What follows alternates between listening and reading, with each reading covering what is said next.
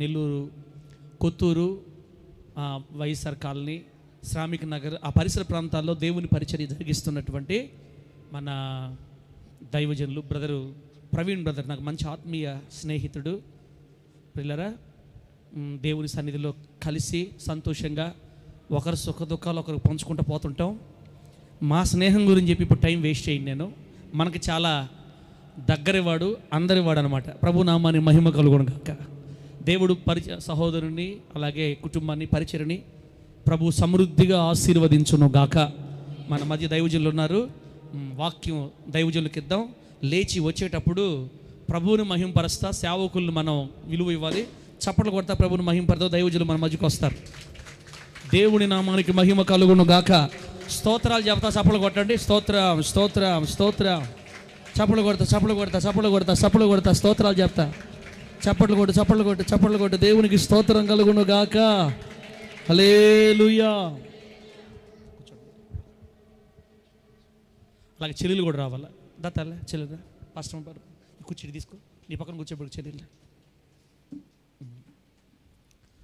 Pastor అందరు కూర్చోతల్లే. Right, సంతోషం. ఇంకా లేట్ లేకుండా దేవుని వాక్యానికి మనం సమయం ఇద్దాం. ఎందుకు ఈ ప్రార్థన కోట ఏర్పాటు చేయబడ్డాయి అనేది మీకు తెలుసు. దేవుడు నాకు ఇచ్చిన బిడ్డల్ని ప్లే క్లాస్ నుంచి 1వ తరగతి కంటే ముందు నుంచి, నేను రేపు చెప్తా ఆ చరిత్ర అంతా, వాళ్ళ చదువు ఎలా సాగిందనేది రేపు చెప్తాను. దేవుడే బిడ్డలను చదివించుకుంటా తీసుకొని వచ్చాడు. దేవుని మహాదయ వల్ల 10వ క్లాస్ కూడా ప్రభు పాస్ చేసి ఇంటర్లోకి వెళ్ళడానికి దేవుడు సహాయం చేశాడు. ఎంతోమంది బిడ్డలు పాపం చదవలేక, పరిస్థితులు బాగలేక ఫెయిల్ అయ్యి బిడ్డలు ఎంతో బాధపడుతున్నారు. దేవుని మహాదయని బట్టి మన మినిస్ట్రీలో ఉన్న 3 బిడ్డలు కూడా 10th క్లాస్ పాస్ అయ్యారు. ప్రభు మన బిడ్డల్ని మరింత ఉన్నత మార్గాల్లోనికి నడిపించును గాక. మంచిది, శ్రద్ధగా వినండి. వాక్యం చెప్పేటప్పుడు ఎవరు ముందుకు లోపలికి బయటికి తిరగకుండా సెల్ ఫోన్ కాస్త సైలెంట్లో పెట్టుకొని దైవజనుని మాటలు మీరు శ్రద్ధగా ఆలకించాలని ప్రేమపూర్వకంగా తెలియచేస్తూ దైవజనులకి సమయాన్ని అప్పగిద్దాం. ప్రభు నామానికి మహిమ కలుగును గాక.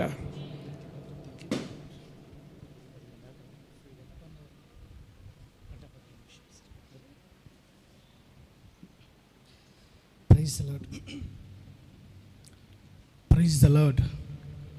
దేవుని అతి శ్రేష్టమైన నామానికి మహిమ కలుగునుగాక. హల్లెలూయా. చెప్పదాం గట్టిగా, హల్లెలూయా. దేవునికి స్తోత్రం. Praise the lord.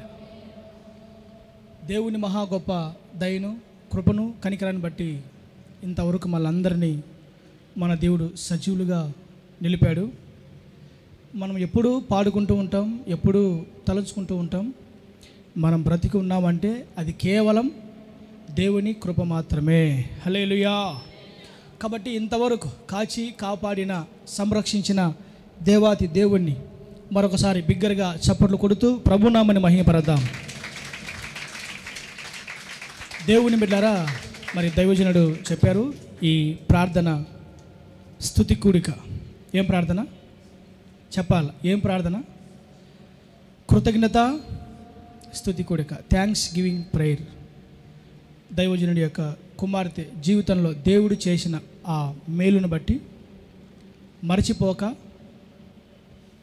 దేవుడు చేసిన ప్రతి మేలును బట్టి, ప్రతి సత్కార్యాన్ని బట్టి, ప్రతి మంచి పనిని బట్టి ఖచ్చితంగా కృతజ్ఞతాస్తుతి మనం చెల్లించాలి. కాబట్టి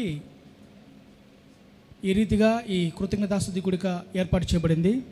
కాబట్టి ఈ కృతజ్ఞతాస్తుతి కూడికలో దేవుడే మనందరితో మాట్లాడను గాక. హల్లెలూయా. దేవుని బిడ్డలారా, మరి వెళ్ళిపోదాం ఇంకా వాక్యంలోకి ఆలస్యం చేయకుండా. తెస్సలోనికలకు రాసిన మొదటి పత్రిక, మొదటి తెస్సలోనికయులకు రాసిన పత్రిక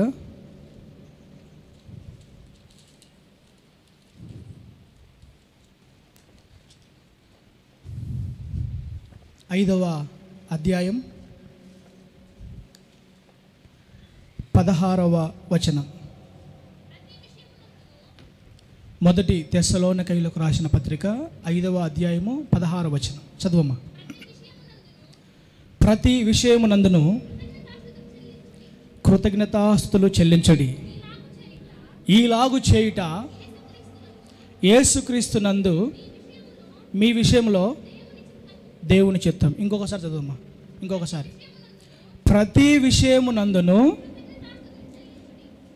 కృతజ్ఞతాస్తుతులు చెల్లించుడి, ఈలాగు చేయుట యేసుక్రీస్తునందు మీ విషయమై దేవుని చిత్తము.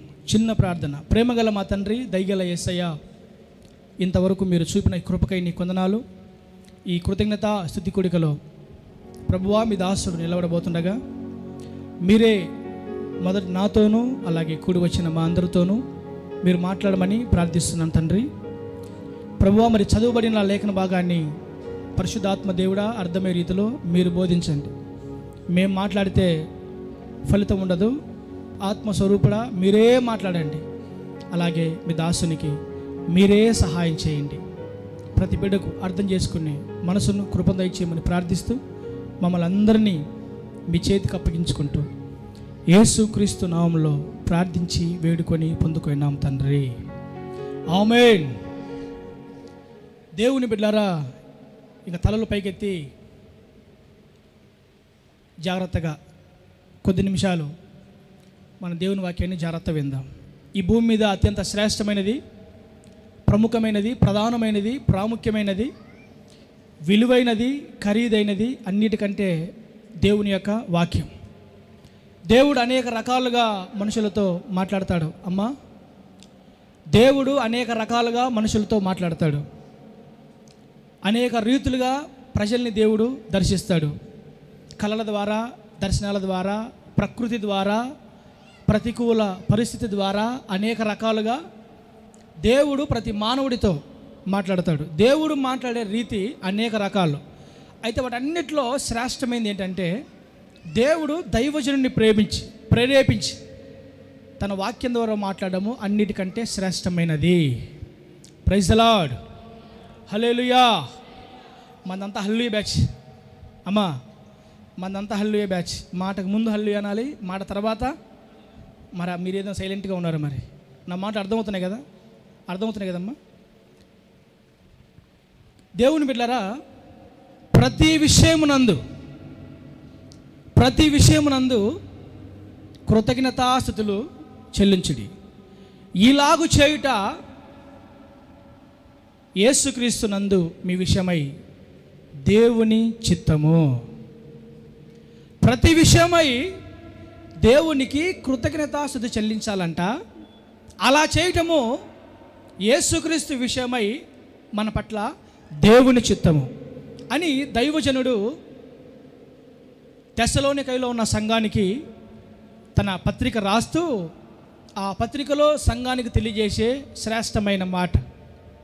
ప్రతి విషయంలో దేవుని బిడ్డలు, క్రైస్తవులు, ఆత్మీయులుగా పిలువబడుతున్నవారు, దేవుని ప్రజలుగా కొనియాడబడుతున్నవారు దేవునికి స్తుతి చెల్లించాలి, దేవునికి కృతజ్ఞతలు చెల్లించాలి, దేవునికి మహిమ చెల్లించాలి, దేవునిని ఆరాధించాలి. దేవుడు చేసిన ప్రతి మేలును బట్టి, దేవుడు చేసిన ప్రతి మంచి కార్యాన్ని బట్టి, దేవుడు చేసిన ప్రతి సత్కార్యాన్ని బట్టి, దేవుడు జరిగించిన ప్రతి ఆశ్చర్యమైన కార్యాన్ని బట్టి, అది చిన్నదైనా, అది పెద్దదైనా, అది ఎలాంటిదైనా కానీ ప్రతి విషయంలో దేవునికి కృతజ్ఞతాస్తుతులు చెల్లించాలి. Praise the lord. ఈలాగు చేయట ఏంటంట? మనందరి విషయంలో అది దేవుని చిత్తము. భూమి మీద మానవుని పట్ల, లేకపోతే యేసుక్రీస్తు ప్రభువుని విశ్వసించిన, దేవుని ఆశ్రయించిన, ఆధారపడిన ప్రజలందరి పట్ల దేవునికంటూ కొన్ని ఉద్దేశాలు ఉన్నాయి, దేవునికంటూ కొన్ని చిత్తాలు ఉన్నాయి, దేవునికంటూ కొన్ని సంకల్పాలు ఉన్నాయి. దేవుని బిడ్డలారా, అంటే ప్రతి మానవుడి పట్ల, ప్రతి సంఘం పట్ల, ప్రతి క్రైస్తవుడి పట్ల దేవునికి కొన్ని ఉద్దేశాలు, కొన్ని సంకల్పాలు, కొన్ని ఆలోచనలు ఉన్నాయన్న సంగతి ఎవరు మర్చిపోకూడదు. వాటన్నిటిలో ఒకటేంటంటే దేవుని చిత్తము చేయాలి. దేవుని చిత్తాలు అనేకం ఉన్నాయి. వాటిలో ఒకటి ఏంటంటే ప్రతి విషయమై కృతజ్ఞతాస్తుతి దేవునికి చెల్లించాలి. అది దేవుని చిత్తం. చాలా ఉన్నాయి బైబిల్లో. మన పట్ల, మన విషయమై దేవునికి ఉన్న చిత్తాలు, దేవునికి ఉన్న ఉద్దేశాలు అనేకం. వాటిలో ఒకటి ఏంటంటే ప్రతి విషయంలో దేవుని బిడ్డలు అనబడేవారు, ప్రతి విషయంలో క్రైస్తవులు అనబడేవారు కృతజ్ఞతాస్తుతి చెల్లించాలి. హల్లెలూయా, ప్రైజ్ ది లార్డ్. అది మానవుడి పట్ల దేవుని చిత్తం.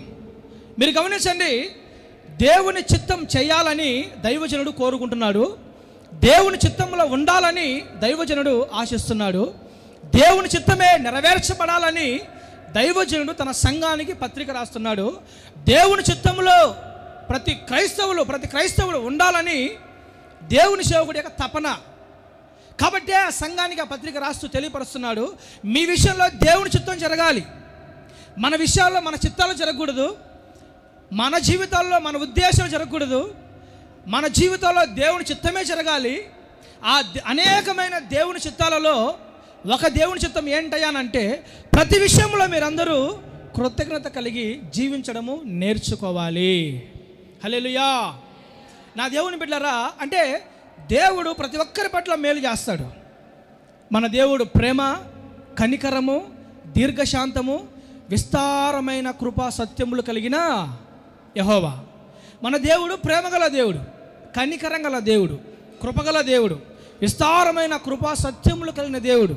కాబట్టి ఆయన నమ్మిన, ఆయన మీద ఆధారపడిన, ఆయనను ఆశ్రయించిన, ఆయన మీద విశ్వాసం ఉంచిన ప్రతి ఒక్కరి జీవితంలో ఎన్నో మేలు చేస్తాడు. ప్రతి ఒక్కరి జీవితంలో ఎన్నెన్నో దేవుడు గొప్ప కార్యాలు ఖచ్చితంగా జరిగిస్తాడు. అయితే దేవుడు చేసిన ప్రతి కార్యాన్ని బట్టి, దేవుడు చేసిన ప్రతి మేలుని బట్టి, దేవుడు జరిగించిన ప్రతి క్రియను బట్టి ప్రతి ఒక్కరూ కృతజ్ఞతా భావం అనేది, కృతజ్ఞత బుద్ధి అనేది, కృతజ్ఞత మనస్సు అనేది ఖచ్చితంగా ఉండాలి. అది దేవుని చిత్తం. నువ్వు దేవుని చిత్తంలో ఉన్నావా, దేవుని చిత్తంలో లేవా, నీకు ఎలా అర్థమవుతుందంటే నీవు దేవుని విషయమై కృతజ్ఞత కలిగిన ఉద్దేశం, మనసు, ఆ బుద్ధి, ఆ స్వభావం నీకుంటే నువ్వు ఖచ్చితంగా దేవుని చిత్తంలో ఉన్నావని అర్థం. మీకు సంగతి తెలుసా?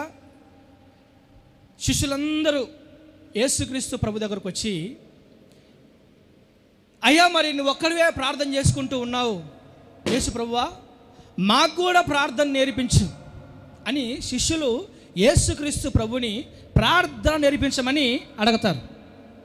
అప్పుడు యేసుక్రీస్తు ప్రభు తన శిష్యులందరికీ పరలోక ప్రార్థన నేర్పిస్తాడు. ఐడియా ఉంది కదా, గుర్తుంది కదా? శిష్యులు మాకు ప్రార్థన ఎలాగో చేయాలో, మేము కూడా ఏ విధంగా దేవునికి మొరపెట్టాలో, మేము కూడా దేవునికి ఎలా విన్నవించాలో ఆ ప్రార్థన అలవాటు లేదా ప్రార్థన అనుభవాన్ని మాకు నేర్పించు అని శిష్యులు అడిగితే యేసు ప్రభు పరలోక ప్రార్థన వారికి నేర్పిస్తాడు. ఆ పరలోక ప్రార్థన ఏమో నేర్పిస్తాడు? పరలోకమందున్న మా తండ్రి, నీ నామం పరిశుద్ధపరచబడునుగాక, నీ రాజ్యం వచ్చుగాక, పరలోకంలో జరుగుతున్న నీ చిత్తము భూమి మీద కూడా నెరవేర్చబడునుగాక. హల్లెలూయా. ప్రార్థన మాకు నేర్పించయ్యా అని అడిగిన ప్రశ్నకి యేసుక్రీస్తు ప్రభు వారికి ప్రార్థన నేర్పిస్తూ పరలోకంలో దేవుని చిత్తం జరుగుతుందంట, పరలోకంలో జరుగుతున్న ఆ దేవుని చిత్తమే భూమి మీద కూడా జరగాలి అని వారికి ప్రార్థన నేర్పిస్తున్నాడు. అంటే దేవుని బిడ్డలారా, శిష్యులు ఏమని ప్రార్థన చేయాలి? శిష్యులు చేసే ప్రార్థనలో, దేవుని సేవకులు చేసిన ప్రార్థనలో ఏముండాలంటే దేవుని చిత్తం చేయాలనే ప్రార్థన ఉండాలి, దేవుని చిత్తం జరిగించాలనే ప్రార్థన ఉండాలి. ప్రతి ఒక్కరి ప్రార్థనలో దేవుని చిత్తం చేయాలి, దేవుని చిత్తం జరిగించాలి, మా జీవితంలో మీ చిత్తం జరిగించండి, మేము మీ చిత్తం చేసేవారిగా ఉండాలి అని ప్రతి ఒక్కరి ప్రార్థన చేయాలని యేసుక్రీస్తు ప్రభు తన శిష్యులకి పరలోక ప్రార్థన నేర్పిస్తాడు. ఇప్పుడు గమనించండి, ఆ ప్రార్థన ఏమంటాడు? పరలోకంలో దేవుని చిత్తం జరుగుతుంది. ఎవరి చిత్తం అంట? పరలోకంలో దేవుని చిత్తం జరుగుతుంది. ఆ పరలోకంలో జరుగుతున్న దేవుని చిత్తము భూమి మీద కూడా జరగాలి. హల్లెలూయా అని యేసయ్య నేర్పించిన ప్రార్థన. పరలోకంలో దేవుని చిత్తం జరుగుతుంది, పరలోకంలో జరుగుతున్న ఆ దేవుని చిత్తము భూమి మీద కూడా జరగాలి అన్నది యేసయ్య చేసిన ప్రార్థన. దేవుని బిడ్డలారా, యెషయా గ్రంథం 6వ అధ్యాయంలో మనం గమనిస్తే, ఎవరైనా తీయగలుగుతారా? త్వరగా యెషయా గ్రంథం 6వ అధ్యాయం మొదటి నుంచి కొన్ని వచనాలు చదవమ్మా. అత్యున్నతమైన సింహాసనమందు ప్రభు ఆశీనుడై ఉండగా నేను చూచి తిని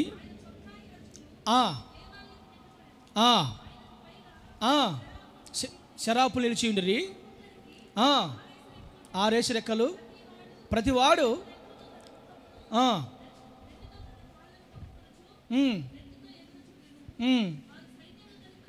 సైన్యములకు అధిపతియగు యెహోవా పరిశుద్ధుడు పరిశుద్ధుడు పరిశుద్ధుడని సర్వలోకమైన మహిమతో నిండి ఉన్నదని గొప్ప స్వరముతో గాన ప్రతిగానములు చేయుచు వారి కంఠస్వరము వలన గడప కమ్ముల పునాదులు కదులుచు. చాలమ్మ అంత ఆగిపోయి. ఇంకా శిష్యులు మాకు ప్రార్థన నేర్పించయ్యా అని అడిగినప్పుడు పరలోక ప్రార్థన యేసు ప్రభు వారికి నేర్పిస్తూ అందులో పలికిన మాట, పరలోకంలో జరుగుతున్న నీ చిత్తము భూమి మీద కూడా జరగాలి ప్రభువా అని నేర్పిస్తున్నాడు.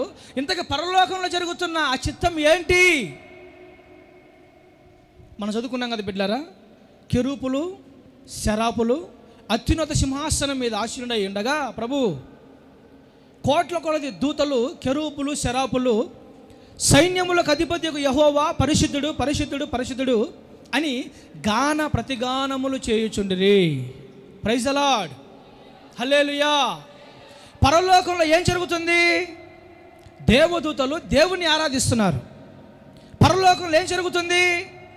దేవదూతలు గొప్ప స్వరముతో, గొప్ప కంఠ స్వరముతో దేవుని మహిమను కొనియాడుతున్నారు, దేవుని కీర్తిని చాటుతున్నారు, దేవుని ఔన్నత్యాన్ని ఆరాధిస్తున్నారు, దేవుని మంచితనాన్ని కొనియాడుతున్నారు, దేవుని మహిమను అక్కడ వారు ప్రకటిస్తున్నారు.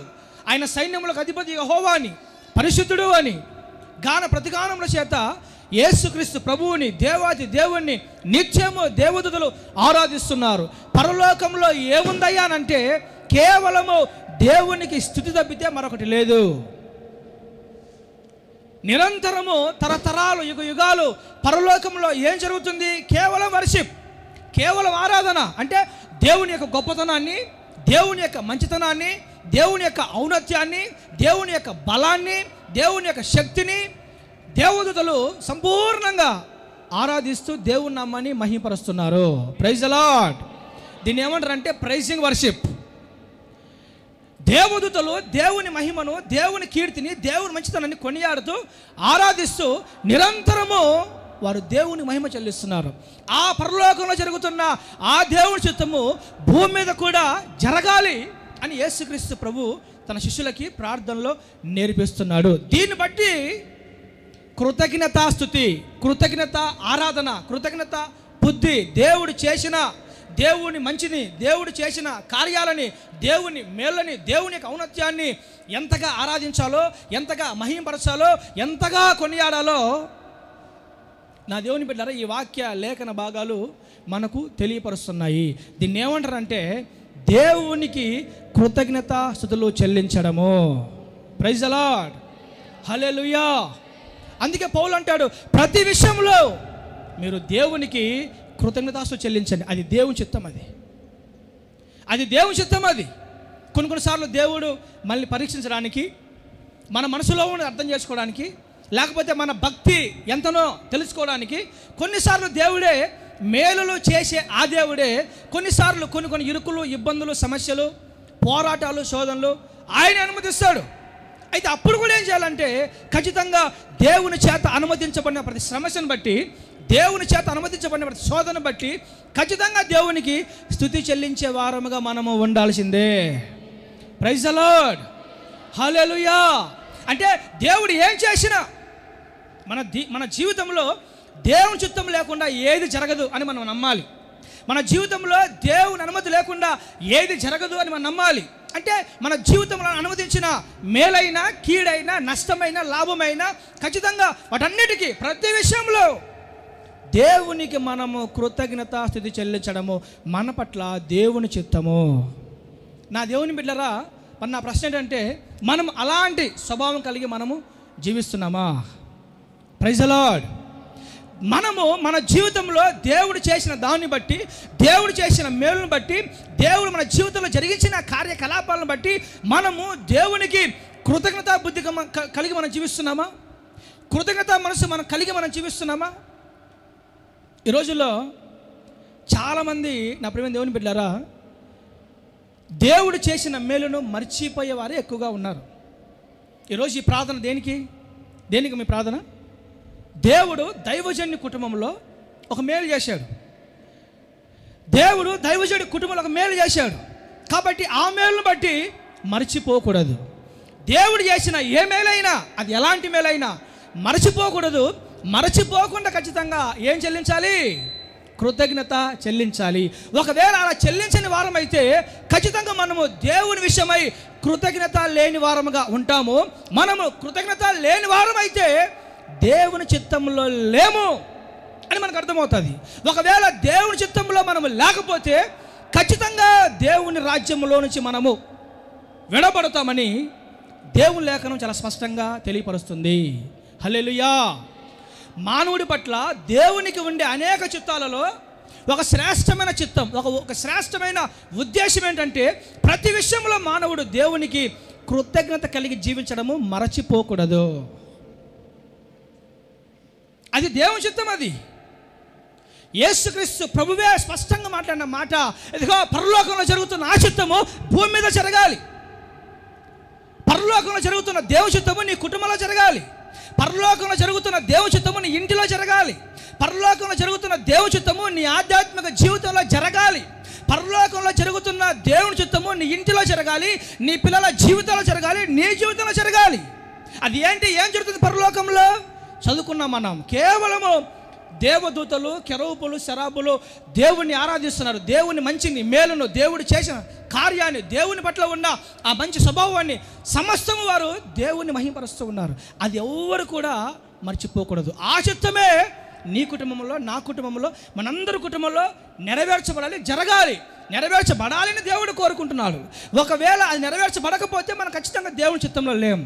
ఈరోజు దేవుడు చేసిన మేలులను బట్టి, దేవుడు చూపిన ఉపకారాలను బట్టి, దేవుడు చేసిన మంచి క్రియలను బట్టి అనేక మంది దేవుని బిడ్డరా కృతజ్ఞత లేని వారిగా ఉంటున్నారే కానీ దేవుడు చేసిన మేళ్ళకి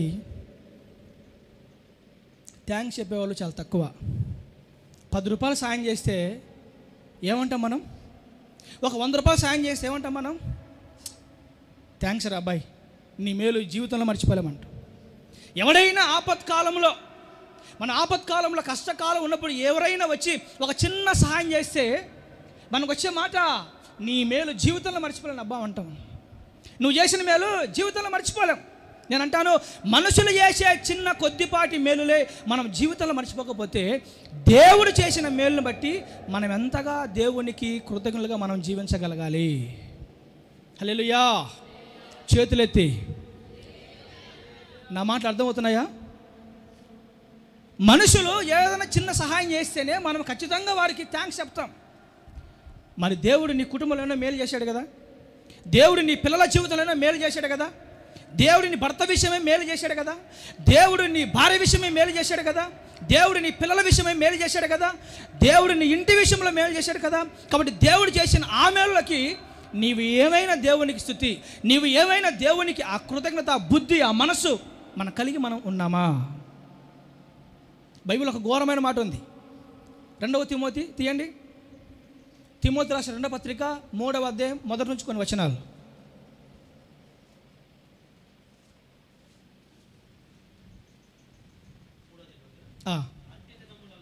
అంత్య దినములలో అపాయకరమైన కాలములు వచ్చును. ఎలాగనగా మనుషులు స్వార్థప్రియులు, ధనాపేక్షులు, బింకములాడువారు, అహంకారులు, దూషకులు, తల్లిదండ్రులకు అవిధేయులు, కృతజ్ఞత లేనివారు. Praise the lord.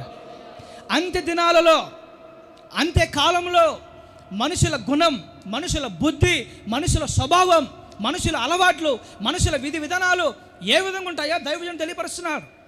అంత్య దినాలలో అపాయకరమైన కాలములు వస్తాయి. ఖచ్చితంగా ఇవి అంత్య దినాలే, ఇవి కదా, అంత్య దినాలే. ఈ అంత్య దినాల్లో అంట అపాయకరమైన కాలములు వస్తాయి. ఏంటి అపాయకరమైన కాలములు? మనుషులు స్వార్థప్రియులుగా మారిపోతారు, బింకములాడువారు, అబద్ధికులు, దూషకులు, తల్లిదండ్రులకు అవిధేయులు, లోబడని వారు, దేవుని మాట వినని వారు, భక్తి చేస్తూ భక్తిలోని శక్తిని ఆశ్రయించిన వారు, వీటన్నిటితో కలిపి కృతజ్ఞత లేని వారు. అంత్య దినాలలో అపాయకరమైన కాలములు వస్తాయి. కాబట్టి మనుషులు స్వార్థపరులుగాను, బింకంలాడు వారుగాను, అబద్ధికులుగాను మారిపోతారు. దూషకులుగాను, తల్లిదండ్రులకు అవిధేయులుగాను మారిపోతారు. వీటితో పాటు కృతజ్ఞత లేని వారు కూడా ఉంటారు. నిజమే దేవుని బిడ్డలారా, ఒకసారి మన మనస్సాక్షి మీద, మన మనస్సాక్షి మన మీద ఎన్నోసార్లు నేరాపం చేసి ఉండొచ్చు. మన మనస్సాక్షి ఎన్నోసార్లు మనతో మాట్లాడి ఉండొచ్చు కూడా. దేవుడు ఎన్నోసార్లు మనకు చేసిన మేళ్ళ విషయమై మనము కృతజ్ఞత లేని మనుషులుగా, దేవుణ్ణి కొనియాడలేని స్వభావం గల వారిగా ఎన్నోసార్లు దేవుని విషయాల్లో మనం తప్పిపోయి ఉంటాము. హల్లెలూయా. అందుకే అంటున్నాడు, ఈ అంత్య దినాల్లో భయంకరమైన మనుషులు వస్తారు, స్వార్థపరులు వస్తారు, బింకంలాడేవారు వస్తారు, అబద్ధికులు వస్తారు, దూషకులు వస్తారు, అవిధేయులు వస్తారు. పైకి భక్తి చేస్తారు కానీ భక్తులని శక్తిని ఆశ్రయించారు. అంత మాత్రం కాదు, కృతజ్ఞత కూడా ఉండదు అంత్య దినాల్లో. చాలామందికి దేవుడు చేసిన మేళ్ళ విషయమై ఉండదు కృతజ్ఞత. దేవుడు చూపిన కార్యకలాపాల విషయమై ఉండదు కృతజ్ఞత. దేవుడు చేసిన మంచి విషయమై, దేవుడు చేసిన ఉపకారాల విషయమై ఉండదు కృతజ్ఞత. చాలామంది కృతజ్ఞత హీనులుగా మారిపోతుంటారు. కాబట్టి మీరు అలాగుండక దేవుడు చేసిన ప్రతి విషయంలో, దేవుడు చూపిన ప్రతి సత్కార్యంలో, దేవుడు జరిగించిన ప్రతి మేలులో కృతజ్ఞత కలిగి మనము జీవించుదుముగాక. హల్లెలూయా. పాట మాత్రం భలే వాడతాం మనం. ఏమని? నా ప్రాణమా యెహోవాను సన్నుతించుము, నా ప్రాణమా ఆయన పరిశుద్ధ నామాన్ని మహిమపరచుము, ఆయన చేసిన ఉపకారములలో దేనిని మరొకము. నిజంగా పాట బలవాడతాం మనము. ఆయన చేసిన ఉపకారాల్లో బిడ్డలారా, ఎన్ని ఉపకారాలు మనం మర్చిపోయి ఉంటామో కదా, ఎన్ని ఉపకారాలు మనము మర్చిపోయి ఉంటామో. ఒక ఘోరమైన దౌర్భాగ్యమైన విషయం ఏంటంటే, ఇజ్రాయేలీలు ఐగుప్తులో ఇంచుమించు 10 అద్భుత కార్యాలు దేవుడు వారి కోసం చేస్తే వారు దేవుణ్ణి మర్చిపోయారు. ఎర్ర సముద్రం దగ్గర భయము పుట్టించు క్రియలు జరిగించిన తమ దేవుడైన యెహోవాను వారు మరచిపోయిరి అని బైబిల్లో రాయబడింది. బైబిల్లో ఇజ్రాయేలు లాగా ఆ కృతజ్ఞత లేనివారు, ఇజ్రాయేలు వలె దౌర్భాగ్యమైన మనుషులు ఇంకెవరు లేరు. ఇజ్రాయేలు చరిత్ర చదువుతుంటే దేవుడు వారి కోసం చేసిన మేలులు, కార్యాలు అంతా ఇంత కాదు. దేవుడు వారి మీద చూపించిన ప్రేమ అంతా ఇంత కాదు. దేవుడు వారి విషయమై జరిగించిన యుద్ధాలు మామూలు యుద్ధాలు కాదు. దేవుడు వారి పట్ల కలిగి ఉన్న ఉద్దేశాలు మామూలు ఉద్దేశాలు కాదు. ఐగుప్తులో అద్భుతాలు చేసి ప్రజలను విడిపిస్తాడు. సముద్రాన్ని చీల్చి ప్రజల్ని అద్దరికి చేరుస్తాడు. అద్భుతాలు చేసినా ప్రజలు దేవుణ్ణి మర్చిపోతారు. సముద్రాన్ని చీల్చినా ప్రజలు దేవుణ్ణి మర్చిపోయి సనుగుతారు. ఏమండి? అరణ్యంలో దేవుడు వారికి దాహం అంటే బండను చీల్చినా వారు దేవుణ్ణి మర్చిపోతారు. ఆకలేస్తుంది అంటే మన్నాను కురిపించినా వారు దేవునికి కృతజ్ఞత లేని వారిగా ఉంటారు. ఇంకా మాకు మాంసం కావాలంటే సముద్రంలోంచి పూరేలు రప్పించినా ఆ ప్రజలు మారరు.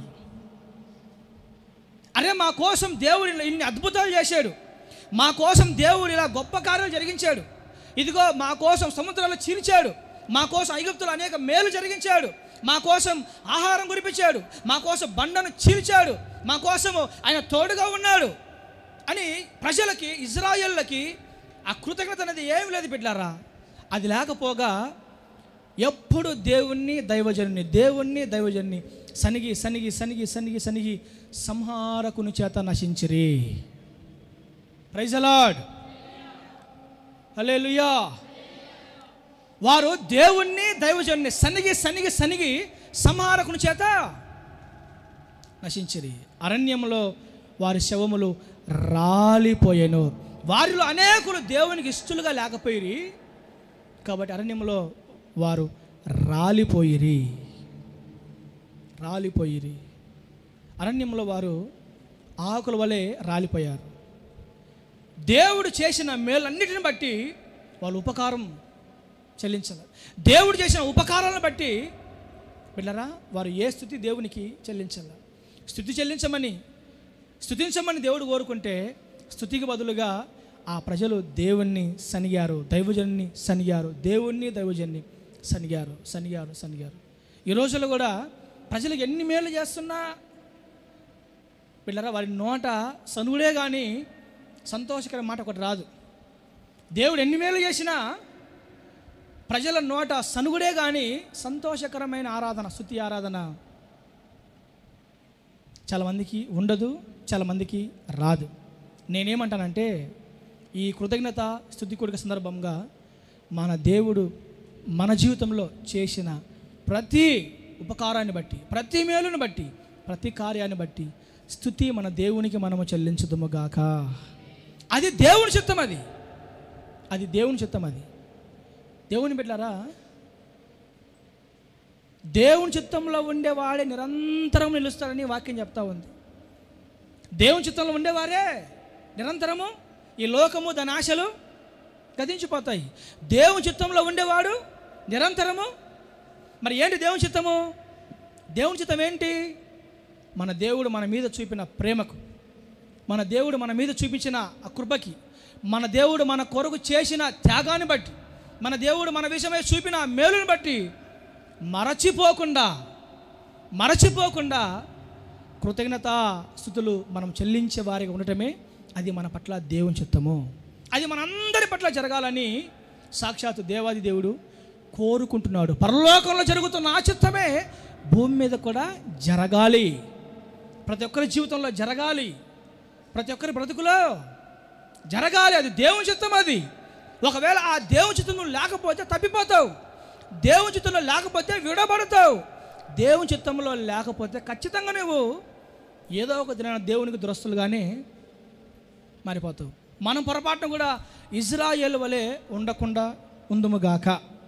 పొరపాటున కూడా ఇజ్రాయేల్ వలె పిల్లరా అలాంటి మనసు మన జీవితంలో మనకు ఉండకూడదు. నిజంగా వాళ్ళకు చేసిన కార్యాలు ఇంకొకరు కానీ చేసింటే సాగిలపడేవారు, దేవుని దగ్గర సాగిలపడేవారు. బండను చేసిన కూడా ప్రభు మీద విశ్వాసం లేదు వారికి. ఆకాశాన్ని తెరచి దేవదూతలు బుధించి ఆహారం కుమ్మరించిన కూడా ప్రభు మీద వారికి విశ్వాసం లేదు. ఏమండి, ఆ మాంసం కావాలంటే సముద్రంలో పూరేళ్ళు ఉంటాయా? చేపలు ఉంటాయి, పూరేళ్ళు ఉండవు.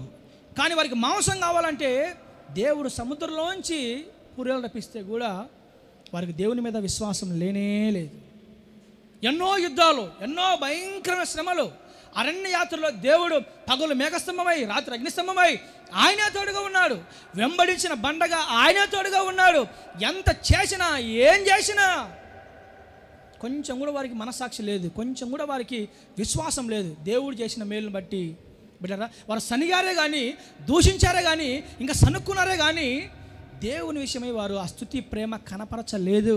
మనం అలా ఉండకుండా మన జీవితంలో మనకు తెలుసు, మన మనస్సాక్షి తెలుసు, నీ అంతరంగాన్ని తెలుసు దేవుడు నీ జీవితంలో ఏం చేశాడో. నీ అంతరంగాన్ని తెలుసు నీ జీవితంలో ఏం చేశాడో. నీకు తెలుసు, నీ మనసు తెలుసు దేవుడు నీ పట్ల ఎలాంటి ప్రేమ చూపిస్తున్నాడో.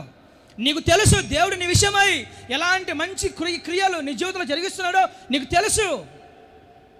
కానీ అవన్నీ మనం మడుచుకోమనం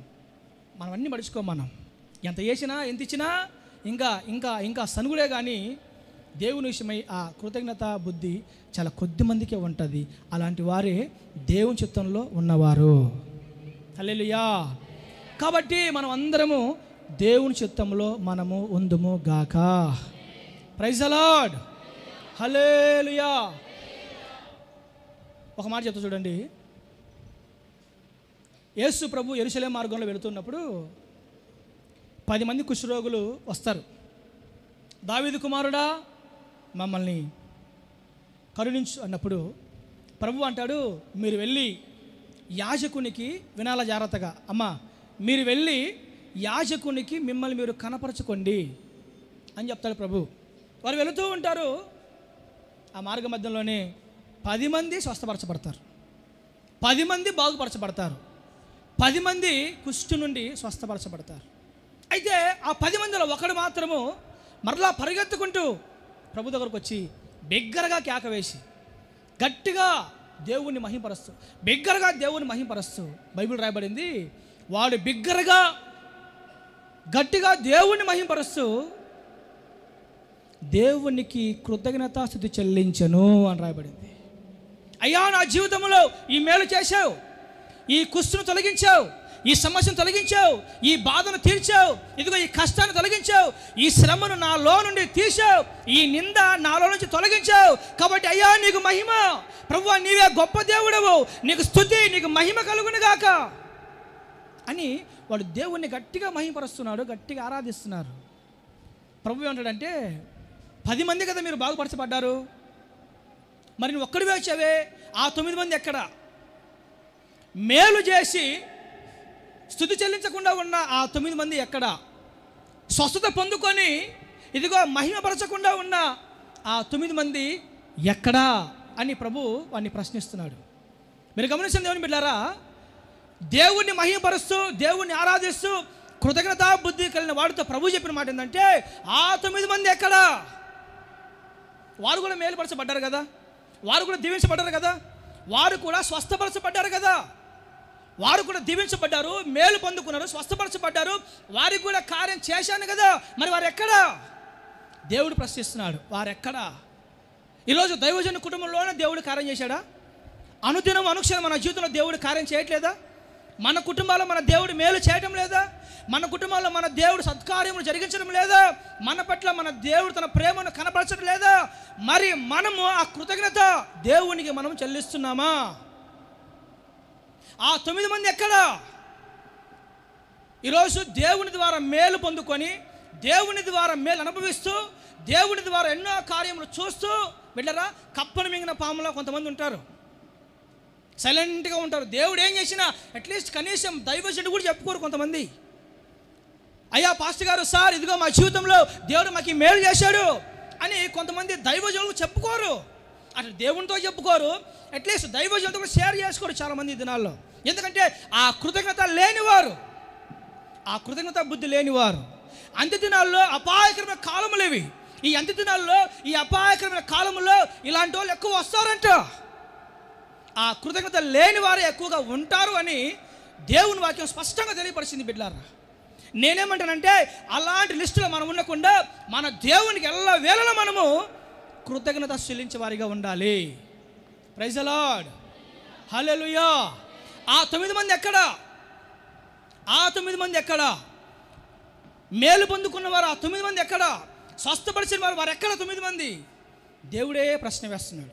నిజంగా నీ ఆత్మీయ జీవితంలో, నీ దైనందిక జీవితంలో దేవుని బిడ్డ నీవు కూడా దేవుని మేలు అనుభవిస్తూ ఒకవేళ ఆ కృతజ్ఞత ఏ రకంగా సరే ఆ కృతజ్ఞత బుద్ధి స్తుతి చెల్లించని ఒకవేళ స్వభావం నీలో ఉంటే దేవుడు నిన్ను ప్రశ్నిస్తున్నాడు, మేలు పొందుకున్నవారు ఎక్కడా? మేలు అనుభవిస్తూ కూడా కార్యం చూస్తూ కూడా దేవుని స్తుతించని వారు ఎక్కడా? నాకు ఈ మాట చదువుతున్నప్పుడు నాకు ఒక మాట జ్ఞాపకం వచ్చింది. అక్కడ ప్రభు చెప్పిన మాట ఏంటంటే, మీరు వెళ్ళి మిమ్మును మీరు యాజకునికి కనపరచుకోండి అని ప్రభు వారితో చెప్తాడు. యేసుప్రభు ఎందుకు ఆ మాట చెప్పాడు వారితోనా బిడ్డలారా? యేసుప్రభు ఎందుకు ఆ మాట చెప్పాడు? వారు వెళుతున్నారు, ఖచ్చితంగా మార్గ మధ్యలో వారు స్వస్థపరచబడతారు. అయితే వీరేం చేయాలి? యాజకునికి వెళ్ళి వారిని వారు తమ్మును తాము కనపరచుకోవాలి.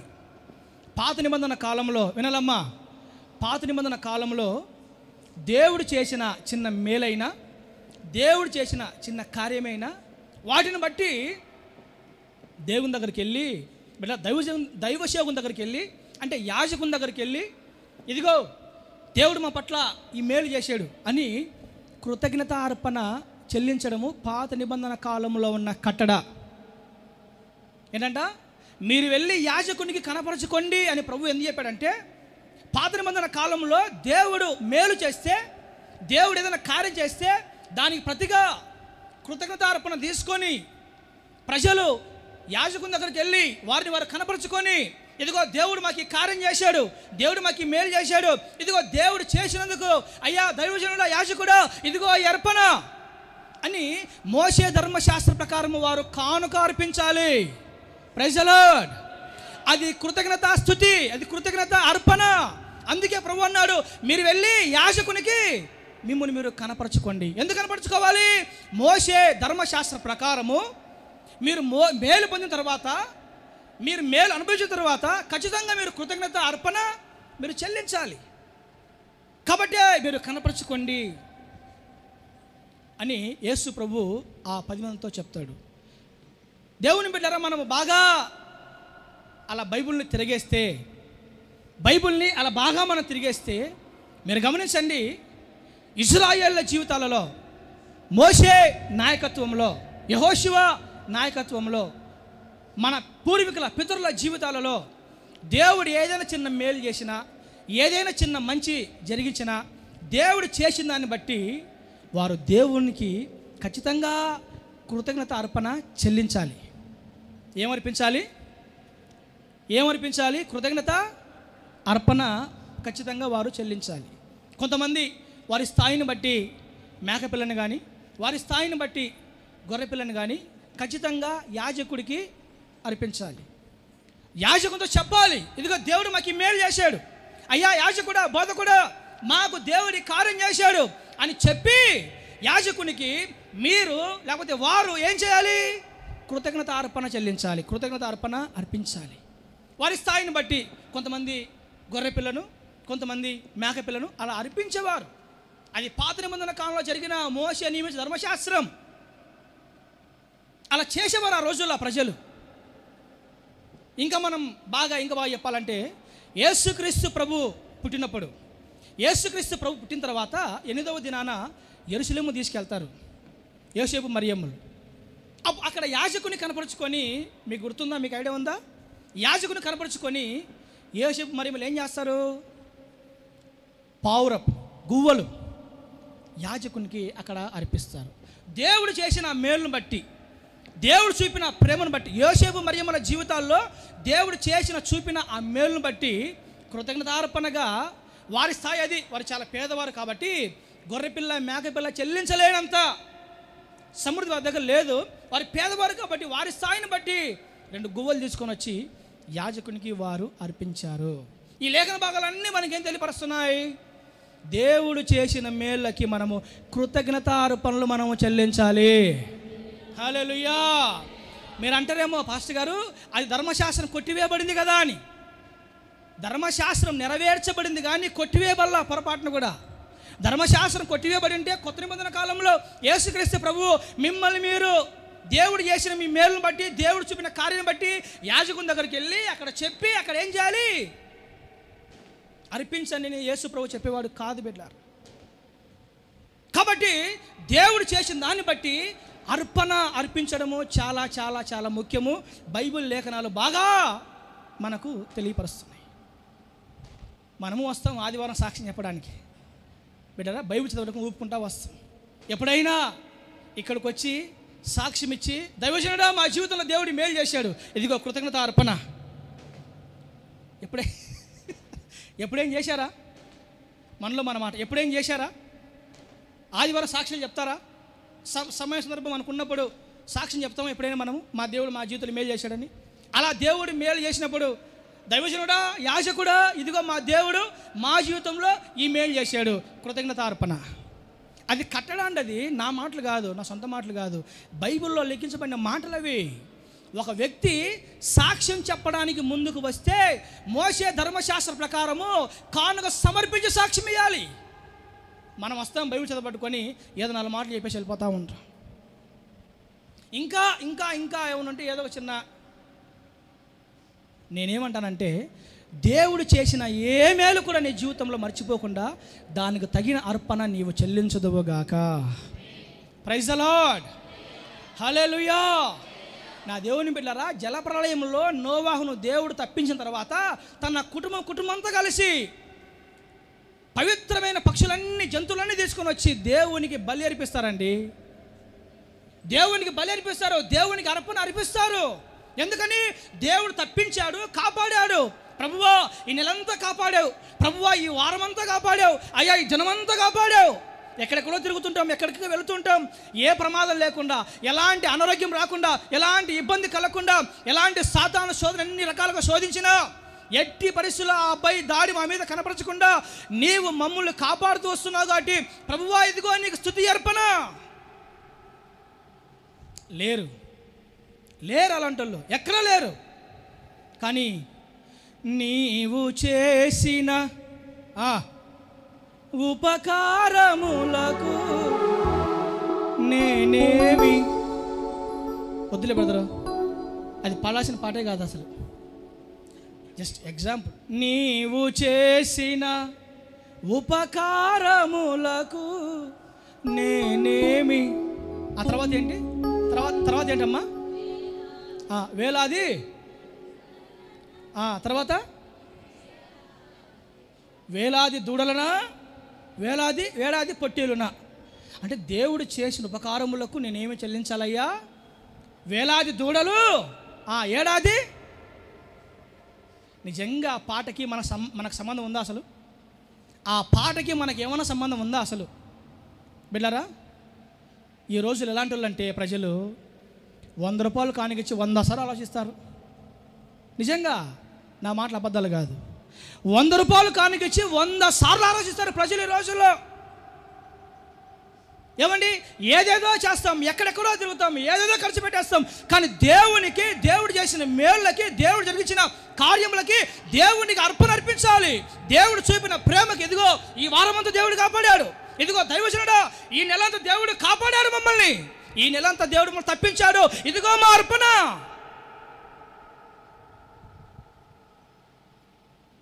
మన భక్తి పాటకు మాత్రమే అంకితం కాకూడదు, మన భక్తి బ్రతుకులో కూడా మనం చూపించదుమగాక. హల్లెలూయా. దేవుడు చేసిన మేళ్ళకంట వేలాది దూడలు, ఏడాది పొట్టేలు, ఓయమ్మ ఇంకా ఉంది ఏదో వేలాది నదులంతా నీకిచ్చిన దశమాంక రెడ్డి ఎన్న మసాలా వద్దులే. ఈ విస్తారమైన తైలము, దూడలు, పొట్టెలు ఏం చేసుకోవాలి మేము? దేవుడు చేసిన మేలును బట్టి ఇదిగో ఈ నెలంతా దేవుడు మమ్మల్ని కాపాడాడు సాక్ష్యం ఇచ్చి యాజకునికి మిమ్మల్ని మీరు కనపరుచుకొని మీ కృతజ్ఞతార్పణ యాజకునికి ఇస్తే అది మీరు దేవుని విషయమై కృతజ్ఞతాస్తుతి చెల్లించిన వారిగా ఉంటారు. అది దేవుని చిత్తము. That is God's will. అది దేవుని చిత్తము, అది దేవుని ఉద్దేశం. నా దేవుని బిడ్డలారా, అలాంటి వారుగా మనం ఉండాలని మన దేవుడు మనతో మాట్లాడుతున్నాడు. హల్లెలూయా, ప్రైజ్ ది లార్డ్. నా సమయం ఆసన్నమైపోతుంది. ఇంకొక 10 నిమిషాలు నేను ముగిచ్చేస్తాను.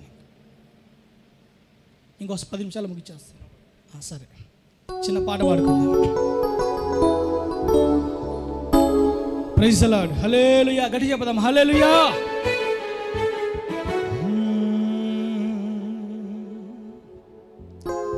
అసమానుడవు నీవని, నీతో సమానులెవ్వరు లేరని, అనుక్షణము ఆరాధింతును యేసయ్యా, అనుక్షణము ఆరాధింతును. స్తోత్రం. అసమానుడవు నీవని, నీతో సమానులెవ్వరు లేరని, అనుక్షణము ఆరాధింతును యేసయ్యా, అనుక్షణము ఆరాధింతును. అసాధ్యుడవు నీవని, నీకు అసాధ్యమైనది లేదని, అనుక్షణము ఆరాధింతును యేసయ్యా, అనుక్షణము ఆరాధింతును. సర్వలోక సామ్రాజ్య పరిపాలక మహారాజా దివ్య తేజ నా యేసయ్యా, సర్వలోక సామ్రాజ్య పరిపాలక మహారాజా దివ్య తేజ నా యేసయ్యా, అసమానుడవు నీవని, నీతో సమానులెవ్వరు లేరని, అనుక్షణము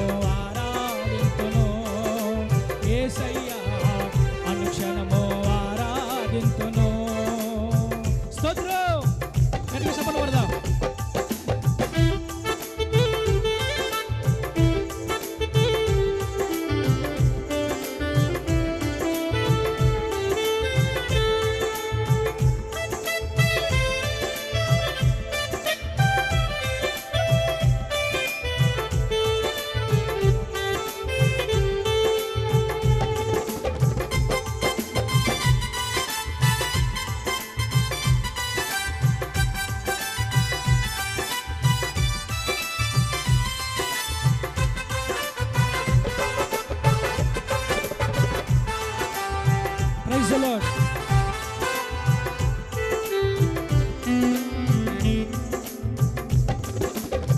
పగలు మేఘ స్తంభమై రాత్రి అగ్ని స్తంభమై ఇశ్రాయేలు యాత్రలో ముందుండి నడచితివి. స్తోత్రం. పగలు మేఘ స్తంభమై రాత్రి అగ్ని స్తంభమై ఇశ్రాయేలు యాత్రలో ముందుండి నడచితివి. ఎర్ర సంద్రము చీల్చి ఎరికో గోడలు కూల్చి యొర్దాను దాటించితివి. ఎర్ర సంద్రము చీల్చి ఎరికో గోడలు కూల్చి యొర్దాను దాటించితివి. కానాను చేర్చితివి, వాగ్దానం నెరవేర్చితివి. కానాను చేర్చితివి, వాగ్దానం నెరవేర్చితివి. అసాధ్యమైనది లేదు యేసయ్యా, నీతో సమానులెవ్వరు లేనే లేరు యేసయ్యా. నీకు అసాధ్యమైనది లేదు యేసయ్యా, నీతో సమానులెవ్వరు లేనే లేరు యేసయ్యా. అసమానుడవు నీవని, నీతో సమానులెవ్వరు లేరని అనుక్షణము ఆరాధింతును యేసయ్యా, అనుక్షణము ఆరాధింతును. అసాధ్యుడవు నీవని, నీకు అసాధ్యమైనది లేదని అనుక్షణము ఆరాధింతును యేసయ్యా, అనుక్షణము ఆరాధింతును. స్తోత్రం.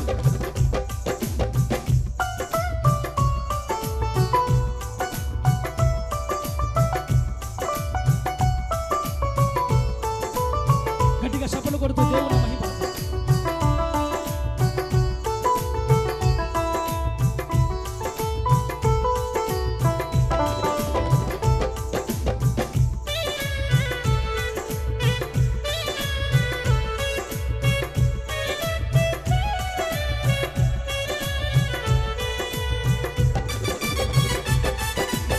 ఆమేన్.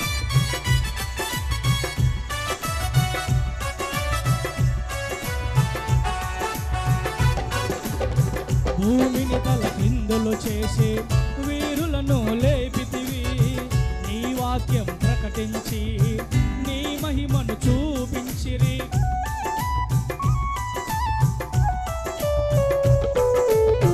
భూమిని తల క్రిందులు చేసి వీరులను లేపితివి. నీ వాక్యం ప్రకటించి నీ మహిమను చూపించిరి. చెరసాలలో వేసిన సంపాలకు పోసిన నీ కొరకే జీవించిరి. చెరసాలలో వేసిన రంపాలతో కోసిన నీ కొరకే జీవించిరి. చరిత్రను సృష్టించిరి, మమ్మును పురికొల్పిరి. చరిత్రను సృష్టించిరి, మమ్మును పురికొల్పిరి. అసాధ్యమైనది లేదు యేసయ్యా, నీ సమానులెవ్వరు లేనే లేరు యేసయ్యా. నీకు అసాధ్యమైనది లేదు యేసయ్యా, నీకు సమానులెవ్వరు లేనే లేరు యేసయ్యా. అసమానుడవు నీవని, నీకు సమానులెవ్వరు లేరని అనుక్షణము ఆరాధింతును యేసయ్యా, అనుక్షణము ఆరాధింతును. ప్రైజ్. గట్టిగా.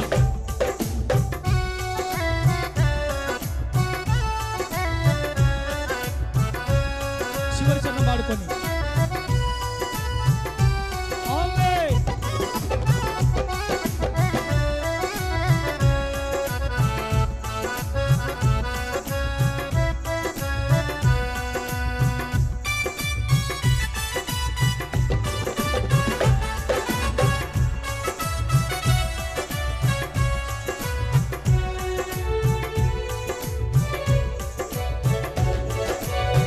ఎందరో మహానులు లోకములో ఉండగా అయోగ్యుడనైన నాకు యాగ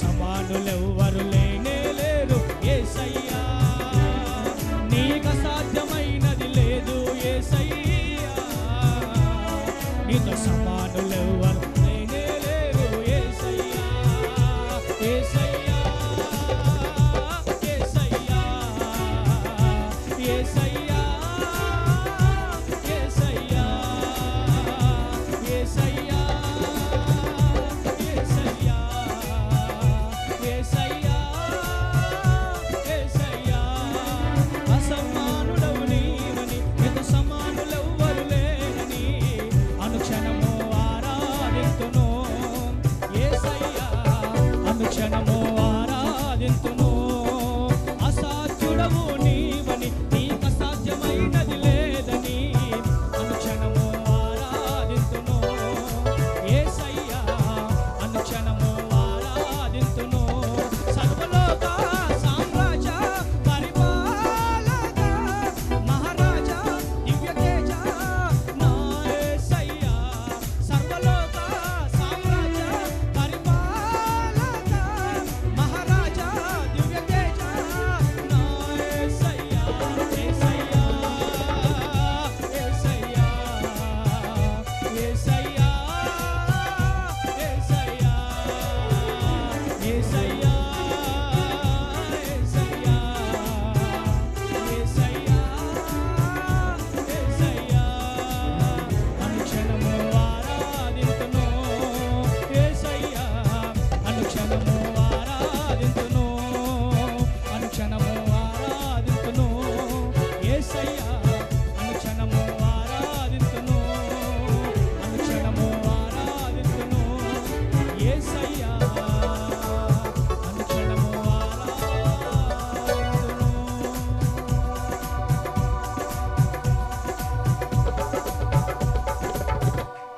హల్లెలూయా, చేతులెత్తి హల్లెలూయా, praise the lord, praise the lord.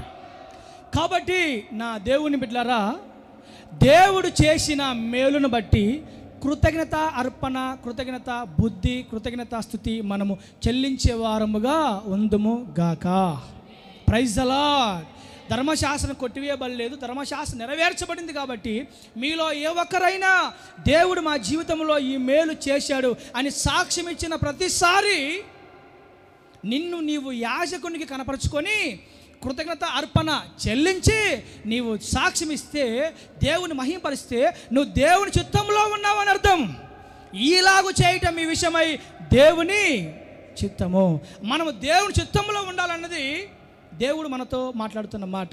ఇంకా రెండు మాటలు మాట్లాడి నేను ముగిచేస్తాను. నేను బైబిల్లో ఒక స్త్రీ ఉంది, ఒక స్త్రీ, పాపాత్మురాలైన స్త్రీ, దయ్యాల చేత పట్టి పీడించబడిన స్త్రీ, జీవితాన్ని పాడు చేసుకున్న స్త్రీ, బ్రతుకుని విచ్ఛిన్నం చేసుకున్న స్త్రీ, దేవునికి భయంకరంగా వ్యతిరేకంగా తిరుగుబాటుగా జీవించిన స్త్రీ. ఇలాంటి ఒక భయంకరమైన స్త్రీ దేవుణ్ణి ఆశ్రయించింది, దేవుని దగ్గరకు వచ్చింది, దేవుణ్ణి ఆనుకుంది, దేవుని మీద ఆధారపడింది, తన పాపముల విషయమై దేవుని దగ్గర పశ్చాత్తాపడింది, తన పాపముల విషయమై దేవుని దగ్గర ఒప్పుకొని విడిచిపెట్టింది. ఎప్పుడైతే దేవుని ఆ స్త్రీ ఆశ్రయించిందో, ఆధారపడిందో, దేవుని దగ్గరకు వచ్చిందో, ఆనుకుందో, వెంటనే ఆ క్షణం నుంచే ఆ స్త్రీ జీవితాన్ని దేవుడు ఆశీర్వాదకరంగా మార్చేశాడు. ఆ స్త్రీని దేవుడు మహిమకరంగా ఒక సాక్షిగా దేవుడు మార్చేశాడు. ఇంకా ఆ స్త్రీ ఏం చేస్తుంది?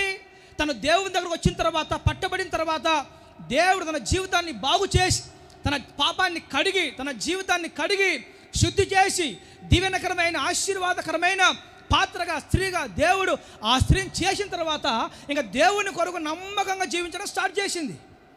దేవుని కొరకు నమ్మకంగా బ్రతకడం స్టార్ట్ చేసింది. దేవుని బిడ్డలారా, కొంతకాలానికి యేసుక్రీస్తు ప్రభువును సిలువేస్తారు.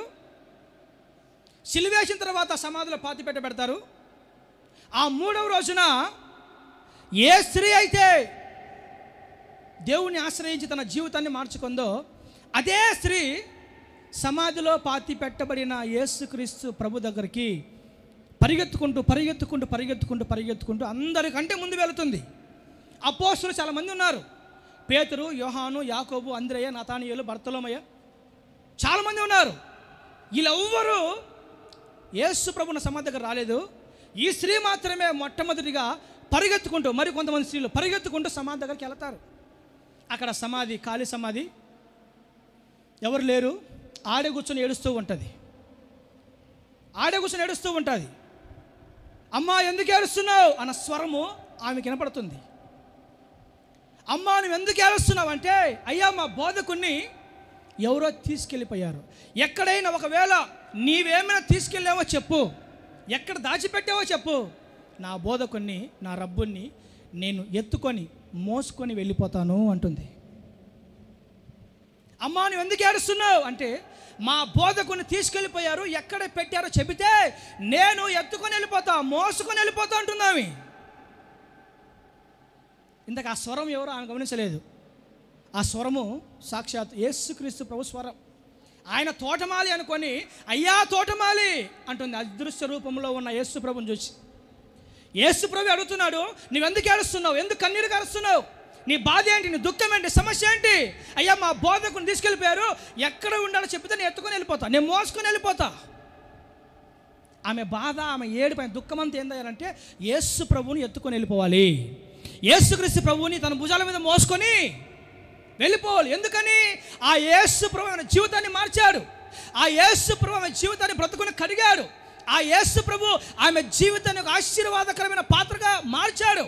లోకంలో ఉన్నప్పుడు, లోక ఆశల జీవితంలో ఉన్నప్పుడు, పాపంలో ఉన్నప్పుడు, భయంకరమైన బ్రతుకులో ఉన్నా, భయంకరమైన దుర్మార్గమైన జీవితంలో ఉన్నా, అలాంటి ఒక చెడ్డ స్త్రీని, అలాంటి ఒక పనికిమాల స్త్రీని దేవుడు మార్చి, బ్రతుకు మార్చి, దీవించి ఒక శ్రేష్టమైన భక్తిపరులుగా దేవుడు మార్చాడు. కాబట్టి ఆ దేవుడు చేసిన ఆ మేలును బట్టి, దేవుడు చూపించిన ఆ ప్రేమను బట్టి, దేవుడు చేసిన ఉపకారాన్ని బట్టి ఆ దేవుణ్ణి నేను ఎత్తుకొని వెళ్ళిపోవాలి, నేను మోసుకొని వెళ్ళిపోతాను.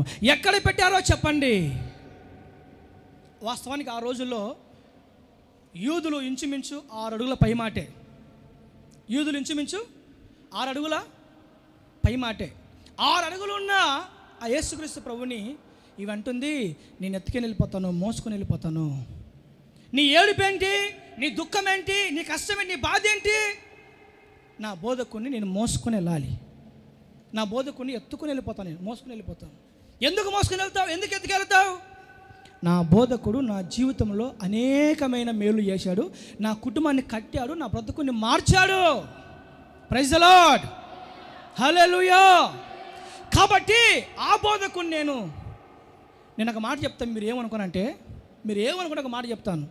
నిజంగా దేవుని ద్వారా మేలు పొందిన వాడవు దానవు నీవైతే, నీవు ఖచ్చితంగా దేవుని మోస్తావు, నీవు ఖచ్చితంగా దేవుని భారాన్ని మోస్తావు, నువ్వు ఖచ్చితంగా దేవుని బాధ్యతను మోస్తావు, నువ్వు ఖచ్చితంగా దేవుని పరిచర్ను మోస్తావు, ఖచ్చితంగా దేవుని పని మోస్తావు.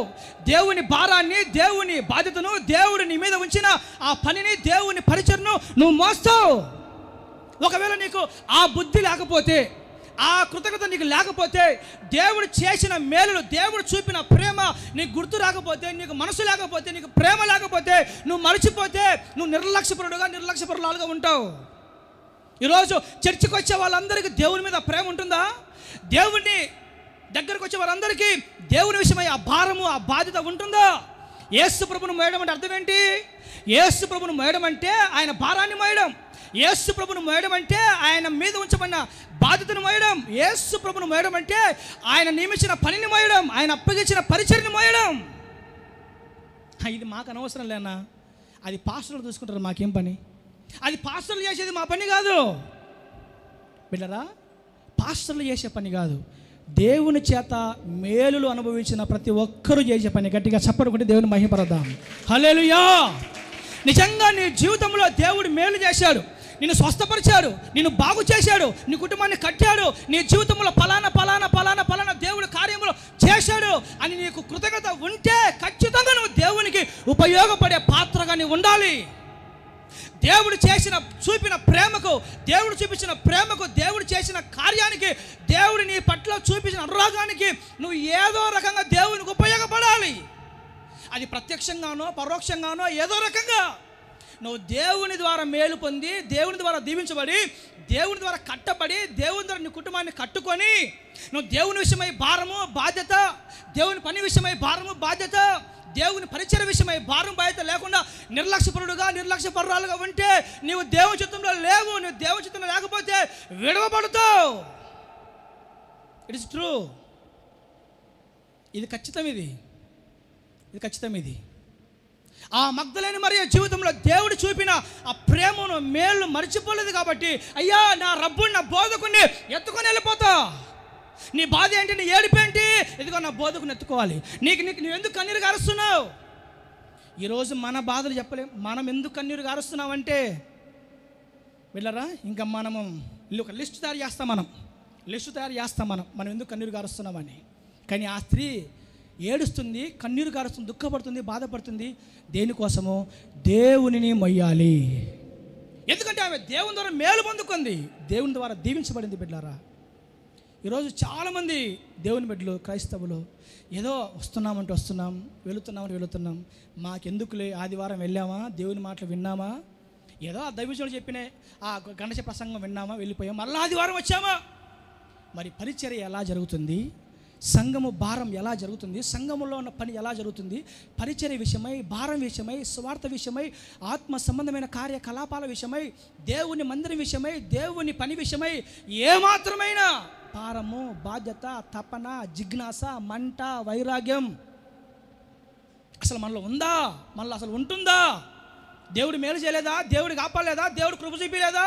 దేవుడు కుటుంబాన్ని కట్టలేదా? దేవుడు ఆరోగ్యమే లేదా? దేవుడు ఆహారమే లేదా? దేవుడు ఏం తక్కువ చేశాడు? ఉన్నది చిన్న జీవితం, ఉన్నది చాలా చిన్న జీవితం. ఆ ఉన్న చిన్న జీవితంలో దేవుని కొరకు ఏదో రకంగా ఉపయోగపడాలి. నీవు దేవునికి ఏదో రకంగా ఉపయోగపడాలి. పాస్టర్ గారు ఉపయోగపడమని చెప్పాడని చెప్పేసి బైబిల్ తీసుకొని ఊరంతా తిరుగుతామని పెట్టాం. మళ్ళీ సంకలు పెట్టుకున్న బైబిల్. నా ఉద్దేశం అది కాదమ్మో, నా ఉద్దేశం అది కాదక్క అన్న, నా ఉద్దేశం అది కాదు. నువ్వు అప్పగించబడిన నువ్వు సంబంధిగా లేదా సభ్యుడిగా ఉన్న నీ సంఘ పరిచర్య విషయమై భారం ఉండాలి అంటున్నా. దైవజనుల విషయమై భారం ఉండాలి అంటున్నా. ఆత్మ సంబంధమైన కార్యకలాపాల విషయమై భారం ఉండాలి అంటున్నా. సంఘం విషయమై, పరిచర్య విషయమై భారము, బాధ్యత మనకు కూడా ఉండాలి. మనం కూడా దేవుని ద్వారా మేలు అనుభవిస్తున్నాము అంటున్నా. ఎందుకంటే దేవుని ద్వారా మేలు పొందాను, దేవుని ద్వారా దీవించబడ్డాను అనే ఒక కృతజ్ఞత భావం, కృతజ్ఞత బుద్ధి నీకుంటే ఖచ్చితంగా నువ్వు దేవుని కొరకు ఏదో ఒకటి చేస్తావు. ఆమె జీవితాన్ని మార్చుకుంది. దేవుడు ఆమె జీవితంలో మేలు చేశాడు, దీవించాడు, తన కుటుంబాన్ని కట్టాడు. కాబట్టి ఇదిగో నేను మోసుకొని వెళ్తా. నా దుఃఖము, నా కన్నీరు, నా బాధ, నా ఆవేదన నా యేసును మొయ్యాలి. ఈరోజు నీకు ఉండాల్సిన ఆత్మ సంబంధమైన దుఃఖము, బాధ, కన్నీరేంటి? నా దేవుని మొయ్యాలి, దేవుని పరిచయం మొయ్యాలి, దేవుని భారాన్ని పంచుకోవాలి, దైవజనుడి భారాన్ని నేను కూడా పంచుకోవాలి, షేర్ చేసుకోవాలి. ఎందుకంటే నన్ను కూడా దేవుడు కాపాడాడు, మేలు చేశాడు. కాబట్టి హల్లెలూయా. నా దేవుని బిడ్డలారా, దేవుడు చూపిన ఏ మేలు మనం మర్చిపోకుండా మగ్దలేని మరియ వలె కృతజ్ఞత కలిగి దేవుని పని, మనము దేవుని భారము, బాధ్యత, పరిచర్య పంచుకుందుముగాక. హల్లెలూయా. నాకు తెలిసి మొట్టమొదటిసారిగా ఆడవాళ్ళను నమ్మితే ఎంత డేంజరో, అక్కా చెల్లెమ్మను నమ్మితే ఎంత డేంజరో ఈరోజు మన జగనన్నకు అర్థమేంటది. నిజమే. ఈరోజు ఏం తక్కువ చేశాడు జగనన్న? ఏమండి, అమ్మఒడి తీసుకున్నారు, చేయూత తీసుకున్నారు, ఆసరా తీసుకున్నారు, ఆట వాళ్ళకి ఇచ్చాడు, బయట పెట్టుకునే టిఫిన్ కొర్లు వాళ్ళకి ఇచ్చాడు, రైతు భరోసా ఇచ్చాడు, బిడ్డరా చదువుకునే పిల్లలకి ఇచ్చాడు, కాలేజీకి వెళ్ళే పిల్లలకి ఇచ్చాడు. టోటల్గా జగన్ ధైర్యం ఏంటంటే ఏ తోడు లేకపోయినా మీ బిడ్డ అక్కా చెల్లమ్మల అండ నాకుందనుకున్నాడు. ఈ అక్కా చెల్లమ్మలు ముంచేశారు. ఈరోజు యేసు రక్తమే జయం. ఇప్పుడు అనుకుంటాడు అవసరమైతే మందు బాబునే నమ్మొచ్చు కానీ అక్కా చెల్లెమ్మను నమ్మకూడదు ఇంకా యేసు నామంలో. అయింటది జ్ఞానోదయం. నాకు తెలిసి మన జగనన్న మందు బాబుల్ని ఇప్పుడు టార్చర్ పెట్టాడు, వాళ్ళ రేట్లు పెంచి ఈరోజు వాళ్ళే ఒక కారణం. కానీ అక్కా చెల్లెమ్మలకు ఎంతో చేశాడు, కృతజ్ఞత లేని వారై వదిలేశారు. ఎంత బాధకరం, ఎంత బాధ చూడండి. అందుకే ఆడవాళ్ళు తలుచుకుంటే రాజ్యాలు కూలిపోతాయి, రాజ్యాలు కట్టబడతాయి. దేవుని బిడ్డలారా, ఖచ్చితంగా కుటుంబాలు కట్టబడాలన్నా, ఏది కట్టబడాలన్నా ఆడవాళ్ళ చేతుల్లోనే ఉంది అన్న సంగతి మీకు కూడా తెలుసులే. నాకే మేమే అమాయకులం, మీకన్నీ బాగా తెలుసు. చూడండి, చేసిన మేలు ఏ ఒకటి ఎవరికి గుర్తులేదు. కృతజ్ఞత లేని వారై ఈరోజు నట్టేట ముంచేశారు. అక్కాశల్లమ్మలు నమ్ముకోవడం ద్వారా కేవలం అక్కాశల్లమ్మలు ఇలా మీదే మన జగనన్నకి ప్రేమ. అక్కాశల్లమ్మలు నోరు తెరిస్తే అక్కాశల్లమ్మ. మందు బాబులు నమ్ముకున్నా బాగుండు, కాస్త కోస్త వచ్చిండే వాడు ఈరోజు. అంటే కృతజ్ఞత. అయిపోయింది బ్రదరు, అయిపోయింది. ముగ్గు చేస్తున్నాను ఇంకా. మన అయ్యగారు ఉన్నాడు, మన మూల పురుషుడు. ఎవరా? మన మూల పురుషుడు, మన కీర్తనకారుడు పాస్టర్ దావీదు గారు, రాజైన దావీదు గారు. తెలుసు కదా, నేను చెప్పలే దావీదు జీవితం అంతా. దావీదు రాజైన తర్వాత, యెహోవా ఎక్కడో గొర్రెలు కాసుకుంటున్నా, ఎక్కడో నా తండ్రి నా పేరు చెప్పడానికి కూడా ఇష్టపడని నన్ను తీసుకొని వచ్చి నువ్వు నాకు సింహాసనం ఇచ్చావు. నీవు చేసిన దానికి ఏం ఇవ్వగలుగుతాను? నువ్వు చూపిన కృపకి, నువ్వు చేసిన మేలుకు నేనేం చేయగలుగుతాను అని చెప్పి, అయ్యో దేవుడు నన్ను రాజుని చేస్తే, దేవుడు నన్ను దీవిస్తే, దేవుడు నాకు తోడై ఉంటే, నా దేవుని మందిరము డేరాలో ఉంది, నా దేవుని మందసము గుడారంలో డేరాలో ఉంది. దేవుడు నా జీవితంలో మేలు చేస్తే, రాజుని చేస్తే, కృప చూపిస్తే, ఎక్కడో గొర్రెలు కాచుకుంటూ నా విషయమై కృప చూపించి నన్ను ఒక రాజుగా చేస్తే, నా దేవుని మందసం ఎక్కడుంది? డేరాలో ఉంది, గుడారాలలో ఉంది అని కృతజ్ఞత కలిగిన వాడై తన కష్టస్థితిలో నుండి దేవుని మందిరము కట్టడానికి కావలసిన అనేక ఉపకరణాలు, వస్తువులు దావీదు సమకూర్చినట్టుగా బైబిల్లో చూస్తున్నాం మనము. హల్లెలూయా, ప్రైజ్ ద లార్డ్. దేవుడు నాకు మేలు చేస్తే, దేవుడు నన్ను దీవిస్తే, దేవుడు నా పట్ల కృప చూపిస్తే, అలాంటి నా దేవుని మందసం ఎక్కడ ఉండాలో? ఒక మంచి మందిరంలో ఉండాలి, ఒక మంచి బిల్డింగ్లో ఉండాలి. కానీ ఎక్కడుంది? డేరాలో ఉంది. కాబట్టి నా దేవుని మందిరం కోసం, నా దేవుని మందసము మందిరంలో ఉండడం కోసం నేను ఒక మంచి మందిరం నా దేవునికి కట్టాలి అని దావీదు దేవుని మందిరం కోసము కష్టపడి అనేక ఉపకరణాలు, అనేక వస్తువులు సమకూర్చడము జరిగింది. హల్లెలూయా. నేనేమంటానంటే, దేవుని ద్వారా మేలు పొందుకున్న వారు ఎవరైనా కానీ దేవుని మందిరానికి ఉపయోగపడకుండా ఉండరు. వన్స్ అగైన్, దేవుని ద్వారా మేలు పొందుకున్న ఏ ఒక్కరైనా దేవుని మందిరానికి ఉపయోగకరంగా ఉండకుండా ఉండరు. ఎందుకంటే దేవుడు చూపిన ప్రేమ విషయమై, కృప విషయమై, ఖచ్చితంగా దేవుని మందిరం విషయమై ఆ భారము, ఆ బాధ్యత ఉండాలి. Praise the lord. ఇందాక నేను వచ్చిన వెంటనే బిడ్డరా, ఆ న్యాయాధిపతి పాటల పుస్తకంలో నేను చూసా, అన్నకాడ తిమోతి అన్నకాడ ఉంటే దాంట్లో తెరవంగానే ఒక మాట రాయబడింది, నూతన స్థలం కొరకు, నూతన మందిరం కొరకు ప్రార్థన చేయాలి అని. బిడ్డరా, ఎందుకు ఆ మాట రాయబడింది చెప్పండి? ఎందుకు ఆ మాట రాయబడింది?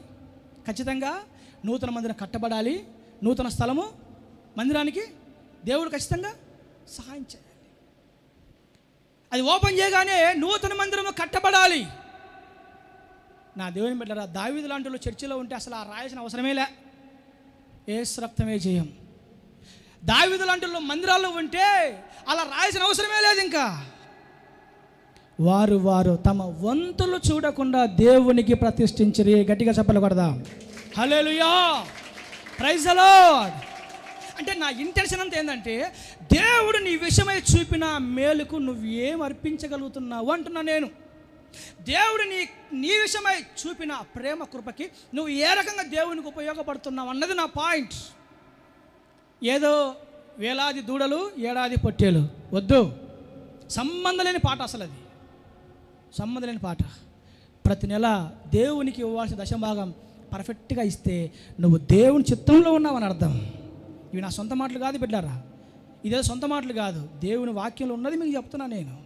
కృతజ్ఞత అర్పణ.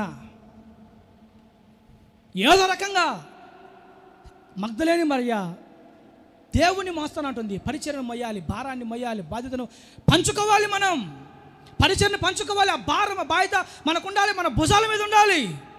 అరణ్య యాత్రలో మొత్తం కానానుకి వెళ్ళే ఇజ్రాయేలీలు ప్రత్యక్షపు గుడారాన్ని భుజాల మీద వరకు మోసుకొని వెళ్ళిపోయారు. ఎందుకని? వారి భారం, వారి బాధ్యత. ఎందుకు? దేవుడు ఐగుప్తులోంచి విడిపించాడు, ఐగుప్తులోంచి తప్పించాడు. గొర్రె పిల్ల చంపబడింది, అక్కడ బండ కొట్టబడింది, కల్వరి కొండ మీద వెంబడించిన బండ కొట్టబడింది, చీల్చబడింది. కాబట్టి కానానుకి వెళ్ళేదాకా ప్రత్యక్షపు గుడారాన్ని మోసుకుంటూ వెళ్ళాలి ఇజ్రాయేలీలు. అంటే దేవుని మందిరాన్ని మయ్యాలి, దేవుని మందిరాన్ని భరించాలి, ఆ భారాన్ని, ఆ బాధ్యతను భుజాల మీద వేసుకోవాలి. నిర్లక్ష్య వైఖరి, నిర్లక్ష్య స్వభావము, పట్టి పట్టని, చూసి చూడని విధానం, మనకెందుకులే అనే స్వభావము మనలో పొర్రపాటును కూడా ఉండకూడదు బిడ్డలారా. దయచేసి ఈ మాటలు ఆలోచించండి. పౌలు అంటాడు, ప్రతి విషయమై మీరు దేవునికి కృతజ్ఞతాస్తుతులు చెల్లించండి, అది దేవుని చిత్తం. అది కాబట్టి పరలోకంలో కూడా జరుగుతుంది, అది భూమి మీద జరగాలని కూడా యేసు ప్రభు కోరుకుంటున్నాడు. అలాంటి దేవుని చిత్తంలో మనమందరము ఉందముగాక. Praise the lord. ఆ మగ్దలేని మరియ వలె, దావీదు వలె దేవుని పరిచర్య కొరకు భారం బాధ్యత మనకుండి, దావీదు ఏ రకంగా మందిరం కొరకు ప్రయాసపడ్డాడో, ఉపకారం కలిగిన వాడే మనం కూడా ఏదో రకంగా మనం దేవుని కొరకు ఉపయోగకరంగా మార్చబడే పాత్రగా మన సంఘం మనమందరము ఉండును గాక. కళ్ళు మూసుకుందాం, ప్రార్థన చేద్దాం. కళ్ళు మూసుకుందాం.